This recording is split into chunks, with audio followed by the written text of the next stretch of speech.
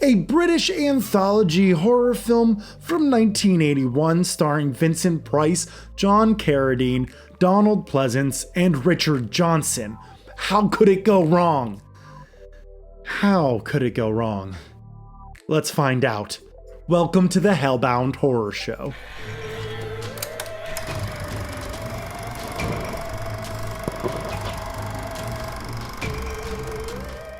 The Monster Club is a film that doesn't feel like it belongs in the 80s.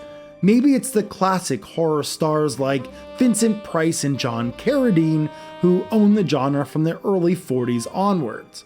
Maybe it's the gothic tone that the British were known for in the 50s and 60s. Maybe it's the reliance on the old Hollywood movie monsters like wolfmen, ghouls, and vampires. It's like a last call of all these classic elements trying to stay relevant in a time where Jason Voorhees and Michael Myers were turning the genre on its head. It just doesn't belong, but maybe that's why it's so endearing. It's a film that both works in a way, but also completely misses the mark. But before we dive into that, let's talk about the story. Basically, we have Vincent Price playing a vampire. This is the only time that Price in his career ever played a vampire on film. He stumbles upon John Carradine, who is a famous horror author.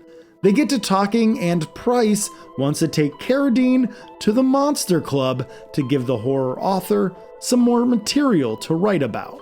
The Monster Club is a little bar where all the monsters meet. It's basically the Star Wars Cantina scene, the original version of that.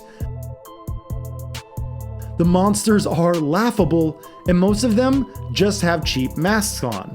It's rather uninspiring. But while in the bar scenes, we get 4 really kick-butt songs. The whole songs are played by their respective band, and they all jam pretty good. But the real question is, why the heck is there MTV in my horror film?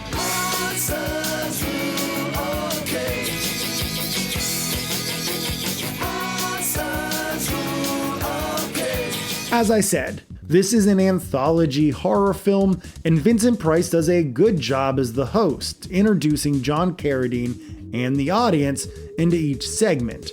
The first story is about a shadmuck, who is a hybrid monster creature. You see, vampires suck, werewolves tear, and shadmucks whistle.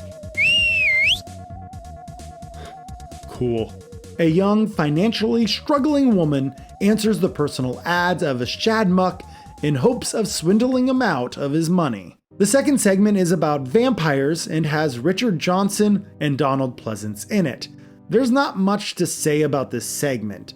It's the least scary and focuses more on the blatant comedy aspects. You'll be on the rampage. We'll have to do our duty, sir. Speaking of comedy, there is a lot of it here. It's mostly the kind of dark comedy you would get in a Tales from the Crypt EC comic, along the lines of be careful what you wish for type of thing. It's not laugh out loud funny, but there are a few parts where you get that dark irony. The third segment is my favorite. It has the most interesting setup to me, but the execution is pretty rough. A film director decides to take location scouting into his own hands and stumbles upon a village that would be perfect for his next horror film. While looking around, he realizes that the village is filled with ghouls. While talking to a humgoo, that is a half ghoul, half human for all the uncultured people out there, the director begins to uncover what is going on. The ghouls get all their food and clothes from boxes. Boxes found in the ground. Yeah, they dig up the coffins, eat the remains, and then steal from the dead. Cool. The ghouls plan to eat the director once the Elder Ones arrive. And the only way that he can stay safe is by hiding out in the church.